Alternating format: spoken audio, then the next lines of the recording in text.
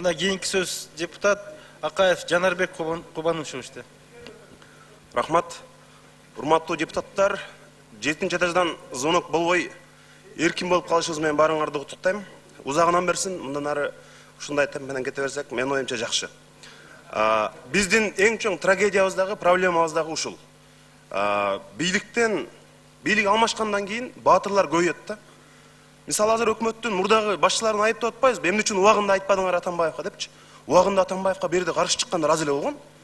Атамбаевтан эмне талап болсо, эмне сунуш болсо бул жерде кың этпей аткарып берчүбүз го баарыбыз. Эми башкалар болсо мындай убагында Атамбаевка туура нерсени айта албай, анан биз эле ошол убакта баатыр болуп калганыбыз болбойт. Жоопкерчиликти мындай бардыгыбыз чогуу алышыбыз керек. Ошол убакта парламенттагы кандай мыйзамсыз нерселердин баарын айтса, бир күндө 1 мүнөттүн ичинде колдоп берип койчубуз. Ошол эле Нурлан Өмүркулу болот, сизге дагы тиешелүү. Сиз да ошол жерде жетекчи болуп тургансыз да.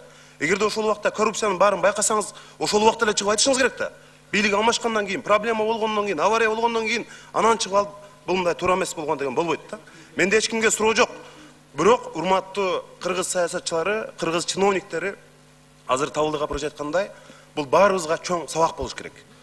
Мындан биз жыйынтык чыгарышыбыз керек. Мына кошуна Казакстан алдыңкы дүйнөдөгү 50 мамлекеттин катарына киребиз деп аракет кылып атат. Өзбекстан өндүрүштү жолго салып койду. Биз тоготпогон, экономикасы бизден артта деген Тажикстанда Душанбеде биз ызылдашып аткан коопсуз шаарды ишке салып койдулар. Иштеп атышат. Биз болсо ушул жерде кычкачты көтөрүп алып, мындай уят болуп отурабыз да. Анан сырттан келген карыздарды биз туура эмес иштеткенибиздин анык мындай бети ачылып атпайбы? Датка кемин боюнча буга чейин калган карыздардын бардыгын биз мамлекет итке минсе дагы ошонун эсебинен карыздан уурдагандан дагы тайманбаган, коркпогон кыргыз азаматтар бар экени бул абдан өкүнүчтүү да.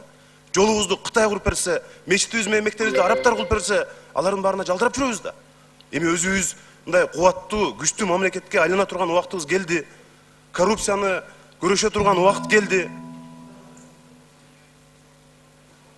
10 секунд. Мындан ары, мына бул сабак дегеним ошол. Азыркы кишилер туура эмес кылбаса, азыр дагы айтышыбыз керек. Азыркы өкмөт башы туура эмес кылбаса, азыр дагы айтышыбыз керек убагында. Алардын баары кеткенден кийин анан чыга калып туруп, биз убагында булар туура эмес кылып атат деп атабыз да. Биздин проблемабыз ушул. Бардык нерсени убагында, бетине тайманбай чындыкты айтканды үйрөнүшүбүз керек. Рахмат. Сунуш болду. Кийинки сөз